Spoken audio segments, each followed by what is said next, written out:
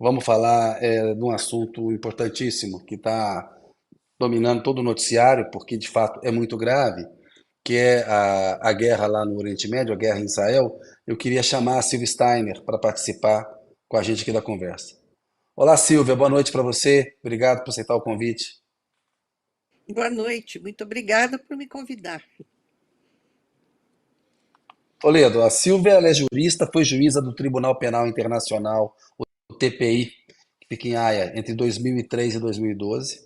Ela é advogada, foi procuradora da República, também foi juíza federal. E, o Silvia, a gente está acompanhando, né, essa guerra que está no 11º dia. Hoje, a gente está vendo uma escalada, um crescimento da tragédia humanitária na região e a possibilidade do conflito se expandir. O Celso Amorim tem uma avaliação nesse sentido que levou para o Lula. A pergunta que a gente queria fazer para você, para começar aqui e para analisando, é quais crimes de guerra a gente pode dizer que foram cometidos até agora no conflito entre Hamas e Israel? Silvia, boa noite novamente. Bom, pelas notícias que nós temos recebido, os vídeos, todas as informações, são inúmeros. Primeiro, das duas partes, os ataques indiscriminados contra a população civil. São crimes de guerra, são condutas proibidas já pelas convenções de Genebra, de 1949, já, portanto, definidas no direito internacional, não há dúvidas quanto a isso. Por parte do Hamas, pelo menos em tese, a tomada de reféns é um crime de guerra e também a utilização de civis como escudos humanos é um crime de guerra. E por parte do exército de Israel, do governo de Israel, no caso, além dos ataques contra também o deslocamento forçado de populações, é um crime de guerra, e se confirmar agora ainda esse ato de hoje de ataques contra um hospital, uma escola, é um crime de guerra, é uma figura autônoma que é de ataque a bens protegidos, bens especialmente protegidos, como são os hospitais e as instituições de ensino. Então, é um Ô, cenário Silvia, muito até triste. para quem tá nos acompanhando aqui, há uma guerra de narrativas e de versões sobre o ataque ao hospital em Gaza. O governo de Israel, as forças de defesa de Israel, atribuem à Jihad Islâmica um grupo extremista. A Jihad Islâmica diz que não fez o ataque, atribui a Israel. A gente sabe que na guerra a primeira vítima é a verdade, né? Mas, enfim, é preciso a gente esclarecer. De toda maneira, tem ali uma situação, como você acabou de falar, um hospital, né, deveria estar protegido, deveria ser uma zona de segurança. Muita gente que está deslocada procura o hospital para se proteger em guerra, porque Exatamente. ali nunca é um alvo legítimo. Né? Em tese está preservado, ele Nunca. está perto da frente de batalha e procura ser preservado. Né? E aí eu aproveito para Estou em perguntar, discussão aí. Silvia, segundo a versão de Israel, teria sido um míssil da Jihad Islâmica que miraria Israel, mas passou muito baixo e acabou atingindo o hospital. Se fosse esse o caso, o mesmo não sendo intencional, também é considerado um crime de guerra?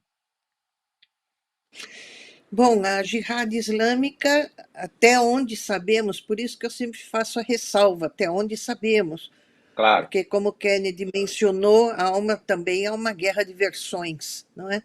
Então, eu sempre ressalvo. Mas a Jihad Islâmica, até onde sabemos, não é parte do conflito armado. Então, não se poderia atribuir a um grupo que não é parte do conflito armado a prática do crime de guerra. Eu acho que, a confirmar-se que foi a Jihad Islâmica, eu acho que pode se equiparar a um crime contra a humanidade, portanto, de uma entidade alheia ao conflito armado e que se aproveita da situação no conflito armado para praticar um crime, um ataque contra a população civil. Essa é a definição de um crime contra a humanidade, não de um crime de guerra, no meu entender. Perfeito. Ô, Silvia, tem uma coisa Isso dá interessante a eu queria. oportunidade, né, Kennedy, Vai. para explicar uma coisa que eu acho que talvez valesse a Hum. pena, que é o Hamas, ele tem uma situação peculiar, que ele faz as funções de Estado na faixa de Gaza, ele não é apenas um grupo terrorista como definido por Israel e Estados Unidos, por exemplo, mas também tem uma atuação ali de atendimento à população, etc, etc. Pode ser considerada uma guerra entre estados, essa guerra, e, portanto, os crimes do Hamas também serem considerados crimes de guerra ou seriam crimes contra a humanidade também? Como é que faz essa diferenciação importa?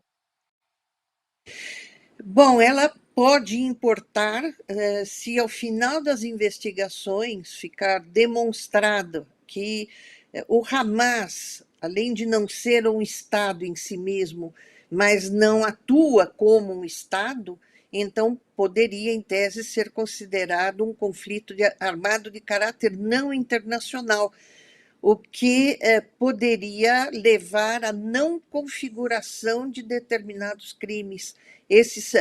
Muitos dos crimes que são previstos no Estatuto de Roma, eles são crimes previstos para os conflitos armados de caráter internacional.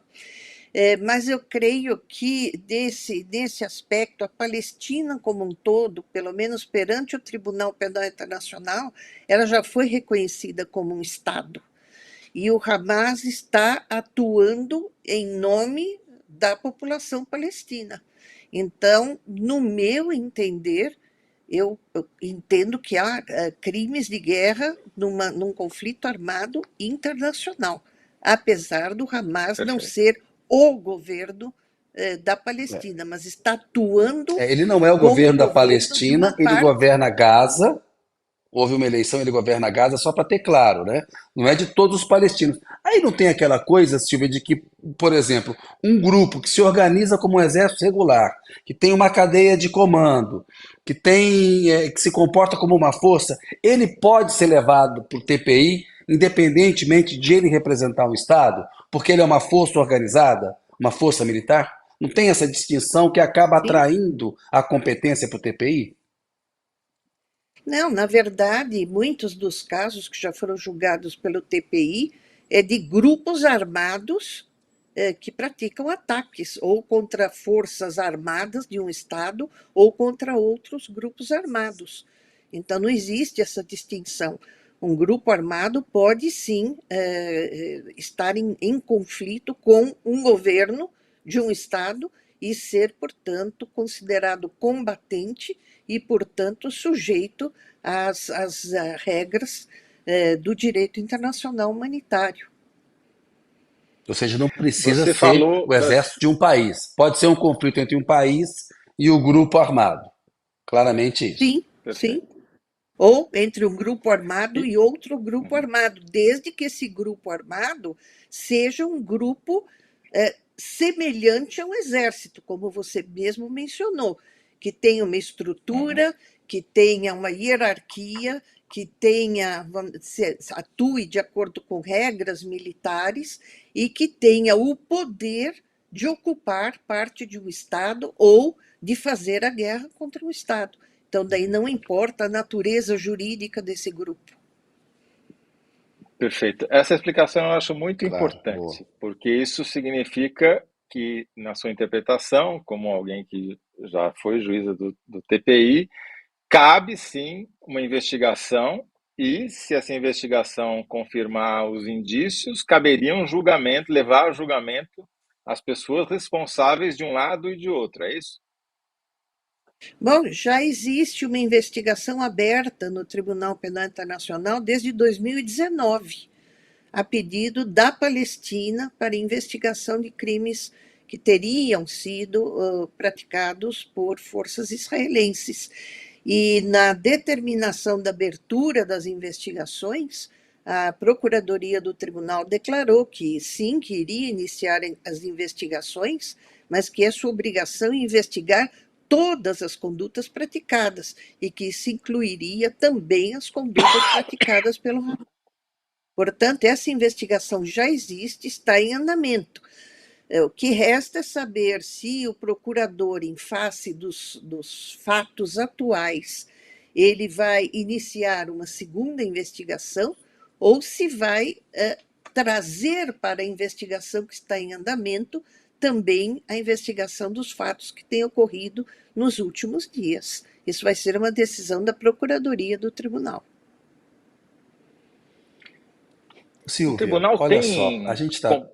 Desculpa, vai lá, Kenneth. Vai, Zé. Não, vai você, continua, Zé, depois eu Não, eu falo. fiquei Vai você. curioso para saber qual é a estrutura que o tribunal tem. Por exemplo, você falou que tem o procurador, tal. Existe, tem um arcabouço que torne viável essas investigações? Eles conseguem ir ao local dos fatos, investigar, fazer perícia? Como é que funciona esse trabalho?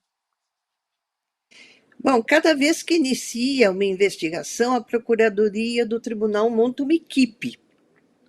É uma equipe chefiada por um promotor adjunto, um promotor que auxilia o procurador. É uma equipe com investigadores profissionais, com peritos, e todas as investigações no calor de um conflito armado, elas são muito difíceis.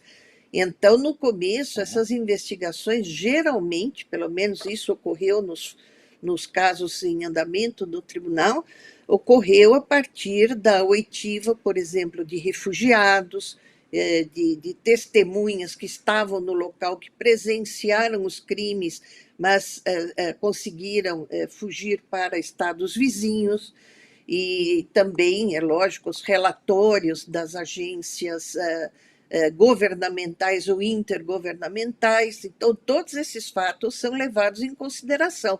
Agora, evidentemente que um exame in loco para, por exemplo, uma perícia, esse só pode ser feito no momento em que cessar o conflito. Eu dou como exemplo essa bomba, ou que foi lançada hoje no hospital. Eu acho que no momento oportuno, a equipe de peritos ela vai ter condições de examinar de onde veio e a direção desse morteiro ou bomba, não sei que tipo de armamento foi, para determinar de onde partiu e também qual é o tipo do armamento, que também ajuda muito na identificação da origem desse armamento. É mais ou menos o que o procurador tem feito agora na investigação que ocorre na Ucrânia. Também é uma investigação em andamento na Ucrânia, e os peritos têm analisado, vamos dizer, os restos dos tiros e das bombas que são lançadas em território ucraniano para poder determinar a sua origem e depois, no momento posterior, determinar as responsabilidades. Silvio, apesar de a ONU não considerar o Hamas uma organização terrorista, está claríssimo que os ataques de 7 de outubro foram terroristas. Né? Você entrar num festival e matar pessoas que estavam se divertindo ali, civis é terrorismo. Você aterroriza, amedronta uma população, né? Ninguém está seguro, podemos matar vocês no concerto, nas suas casas. Então está muito claro que houve ataques terroristas da parte do Hamas e que está configurado ali um crime de terrorismo. Da parte de um Estado pode ser acusado de cometer crime de terrorismo? É terrorismo de Estado, por exemplo, aterrorizar uma população que está confinada numa faixa, como em Gaza, né? Você dá o aviso, você desloca essas pessoas, expulsa essas pessoas da sua casa. Que crimes podem ser tipificados com uma ação como essa que está acontecendo? Genocídio? Crime de terrorismo? Limpeza étnica? Como tecnicamente isso pode ser tratado? Bom, a gente não tem ainda, vamos dizer, a definição de crimes de terrorismo. Essa é uma grande lacuna do direito internacional. Nós temos diversas convenções, acho que são 13 ou 14 ou 15 convenções, que falam de condutas específicas que são consideradas condutas terroristas. Então, sequestro de aeronaves, sequestro de navios, de pessoal do corpo diplomático. E eu estou até confirmando aqui a data, uma convenção de 1979 que prevê que a tomada de reféns é considerado um crime de terrorismo, e também qual é o outro aqui? Atentados terroristas à bomba. Atentados a bombas também são atos terroristas, mas não existe e não há uma previsão ainda em nenhum diploma internacional, nem no Tribunal Penal Internacional, de crime de terrorismo com este nome. Então, são determinados atos que são equiparados a crimes contra a humanidade ou a crimes de guerra, no caso que eles ocorram durante um conflito armado. Eu esqueci, me desculpa, a segunda parte da sua questão. A questão, se pode se configurar um crime de genocídio, se tem tipificação Ah, penal para limpeza étnica, e você expulsar as pessoas da maneira como está expulsando essa população civil, e o cerco que está sendo feito, o embargo, agora a ameaça, né, de, olha, a luz, a água e a comida só voltam se liberarem os reféns do Hamas, o Hamas entregar as armas, enfim. Como é que você analisa isso? Não, esse cerco que impede a chegada de produtos básicos à sobrevivência da comunidade é um crime de guerra. Então, eu acho que eu talvez tenha esquecido de mencionar, é crime de guerra também previsto no Estatuto de Roma, da mesma forma que já estava previsto como uma violação do direito internacional humanitário pelas convenções de Genebra, em especial a Quarta Convenção de Genebra, e pelos protocolos adicionais de 1977.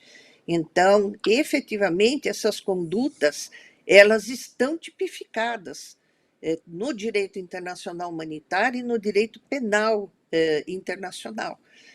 Eu só ressaltei que a figura penal autônoma de crime de terrorismo ainda não está tipificada. Mas essas condutas, sem dúvida nenhuma, cercar uma população e levar essa população à fome, à sede, à falta de eletricidade, é crime de guerra. Isso me recordou um Configurado pouco, crime de eu ainda era. genocídio? Não, não, É não, genocídio não tecnicamente? necessariamente. Não, tecnicamente, não me parece que configure genocídio. O genocídio vamos dizer, é uma conduta que é praticada com a intenção de destruir no todo, em parte, um grupo em razão da etnia, da nacionalidade, etc. E não me parece que exista esse componente. Eu acho que aqui a figura que mais se assemelha é a da limpeza étnica, com a finalidade de ocupação do território. A finalidade não é a da destruição da população como tal, mas sim essa destruição é um meio para se apropriar do território ocupado por esse grupo. Então, acho que está E tem mais o para crime de crime limpeza contra a étnica. humanidade ou crime de guerra. Perdão? E tem a tipificação de crime de limpeza étnica? Ele é o crime de perseguição, se chama crime de perseguição contra uma Perseguição. comunidade em razão, vamos dizer, ele tem uma definição semelhante à do genocídio, mas ele não tem aquela causa especial que é a finalidade de eliminação daquele grupo. Então, é o crime de perseguição, crime Silvia, contra a humanidade. você já percebeu que aqui não é uma entrevista, né? É uma aula que a gente somos os alunos que não sabem nada e Isso, ficam explorando exato. o Mas a professor, né? professora aqui também não tem todas as respostas, viu? Está Não, tá, Aliás, respondendo eu por muito acho que bem. enquanto tá indo muito ninguém bem, tem viu? todas Tá, as por enquanto respostas, né? tá gabaritando. Não, Respondendo no bem. que é possível, claro, né? Agora, vamos supor que essa investigação, que pelo visto demora anos, já tem uma que foi instaurada em 2019 e ainda não chegou a termo, quer dizer, imagino que essa daqui, então, vai demorar anos. Qual é o procedimento? Como é que isso vai a cabo? Tem muita gente que vê com desdém a atuação do Tribunal Penal Internacional. Ele efetivamente já levou líderes para a cadeia, já puniu criminosos de guerra? Conta um pouquinho a história do tribunal, de como ele atua e até onde ele pode chegar num caso como esse. Bom, eu acho que eu gosto de começar pelo fim, com esse tipo de questão. O tribunal ele não tem polícia, ele não pode invadir um território e prender um líder de Estado, um presidente da República, um comandante das Forças Armadas. Ele depende exclusivamente, 100%, da cooperação dos Estados. Então, se os Estados Uhum. cooperam, e os Estados que ratificaram o Estatuto têm obrigação de cooperar com o tribunal, as investigações andam muito mais rápido. Se os estados não cooperam, as investigações se arrastam. Então, eu posso citar, por exemplo, agora, na atualidade, o caso em relação à Ucrânia e à Rússia, vamos dizer, por conta da possibilidade de colher provas, entrevistar testemunhas no próprio território da Ucrânia, já foi expedido o primeiro mandado de prisão contra o presidente Putin. Não demorou tanto assim. Outros, eu creio, outros mandados de prisão virão por outros crimes de guerra. Mas tudo está na velocidade com a qual a Procuradoria consegue colher provas. No caso mais antigo do então presidente al-Bashir, as provas colhidas foram colhidas em campos de refugiados em estados vizinhos, e o mandado de prisão foi expedido em 2009 e até hoje não foi cumprido, porque os estados não cooperaram como deveriam ter cooperado na prisão e entrega de al-Bashir ao tribunal. Então, depende de uma série de fatores. Às vezes é difícil, aos olhos da comunidade internacional em geral, entender as dificuldades vividas por um tribunal internacional e que não tem o poder de executar suas próprias decisões, que fica na dependência dos estados para executar. Mas, mesmo assim, o tribunal, em menos de 20 anos de efetivo funcionamento, já condenou diversos líderes de grupos armados, e grupos armados grandes, como Lubanga Dilo, como Germán Katanga, agora recentemente condenação de Almadi, do Mali, que também crime de guerra, de explosão de templos e locais de culto. Então, na medida em que os estados cooperam, as investigações andam bem mais rápido. Então, nós temos que depender disso. O direito internacional, a comunidade internacional parece que ainda não está pronta para ter um tribunal internacional de caráter universal, então que pode exercer jurisdição em qualquer caso contra qualquer pessoa. Mas eu gosto sempre de fazer uma ressalva, em especial em relação aos crimes de guerra. Todos os países do mundo podem e devem exercer a chamada jurisdição universal. Então, se tiver um criminoso de guerra que entre em seu território, você pode prender, pode e deve prender e julgar essa pessoa ou entregar a quem a julgue. E as convenções de Genebra, elas foram ratificadas por todos os estados no mundo. Então, elas já são consideradas normas imperativas, são normas de ius cogens, e para crimes de guerra existe o princípio da jurisdição universal. Então, qualquer país pode exercer jurisdição sobre as pessoas acusadas da prática de crimes de guerra. Isso é muito Silvia, o importante, né? governo Porque brasileiro. se vier a haver condenação, mesmo que o tribunal tenha essas limitações que você explicou muito bem, no futuro, um dos responsáveis que eventualmente venha a ser condenado está sujeito a estar visitando um país vizinho e acabar na cadeia, né? Então, na Pois é, estamos Só chegando aqui verdade, na uma... reta. Toledo, na verdade, eu só Vamos queria, lá. vamos dizer, tenho que deixar claro que o tribunal não faz julgamento à revelia. Então, ele Tá, tem que ser preso antes de começar o julgamento. entendi. Não pode haver um julgamento para ser preso logo depois. Ah, tá certo. Bom, Ou seja, temos que quer caminhar para o dizer, é final uma aqui, etapa mas antes. anterior, mas ainda dá para, mesmo assim, é uma perspectiva não muito confortável para um desses. A gente precisa chegar ao final aqui, só tem uma dúvida. O responsável é quem apertou o gatilho ou quem deu a ordem? Ou os dois? Os dois. Os dois. Um é chamado autor direto, o autor direto é o que puxa o gatilho, e o outro é chamado o autor indireto, é o autor por trás do autor. É aquele que tem o controle da ação criminosa, é aquele que decide se, quando, como o crime vai ser praticado. Então, o Estatuto de Roma, nesse ponto, inovou na medida em que existe a previsão expressa de punição como autor daquele que está sentado numa poltrona veludada e que, através de uma estrutura organizada de poder, faz com que os seus subordinados cometam crimes. Então, os dois são considerados autores na mesma medida. Perfeito, ótimo, Pois é, excelente. vamos para a síntese. Quais crimes de guerra foram cometidos até agora nesse conflito entre Israel e Hamas? Né? Você falou da questão da limpeza étnica em Gaza, os ataques terroristas do Hamas atacando a população civil.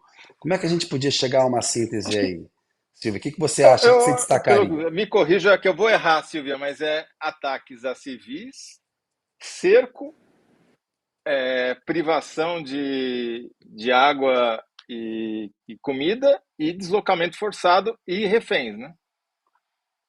Não sei se E vai fazer caber tudo isso, reféns. porque foram muitos crimes A cometidos síntese em 11 dias. Sim, e o É ataque é bens terrível. protegidos, né? O ataque é bens o ataque. protegidos no Perfeito. caso do hospital. O hospital. Essa é Perfeito. a triste Tá ótimo. síntese. É uma Ó, Célia síntese que é Alexandre difícil de Silva. fazer caber, mas enfim. Vamos ver, ó. A Célia Alexandre Silva está dizendo aqui, Silva está dando um show nas explicações. Então, Obrigada, Célia. Tá mesmo. aprovadíssimo aqui. Obrigado, nos ajudou muito a esclarecer as coisas e tudo isso é importante. A gente sabe que o Brasil faz toda uma defesa de uma mudança aí no arcabouço da ONU, Conselho de Segurança. Vai ficar para uma próxima entrevista, eventualmente, o que você acha que pode mudar, inclusive, para melhorar a ação do TPI. Ô, Silvio, agradeço muito aí a sua Já fica entrevista. Vamos dar prometida uma. essa daí, Silvia, por favor. Eu acho, enfim, vamos ver como é que a coisa vai Sendo, evoluir lá. Tomara que tem sendo uma votação na ONU convidada, importante hoje. né? Sendo convidada, aceitarei com o maior prazer. Muito obrigada. Já está Muito obrigado. reconvidada já. Boa noite para você, muito obrigado, Silvia. Valeu.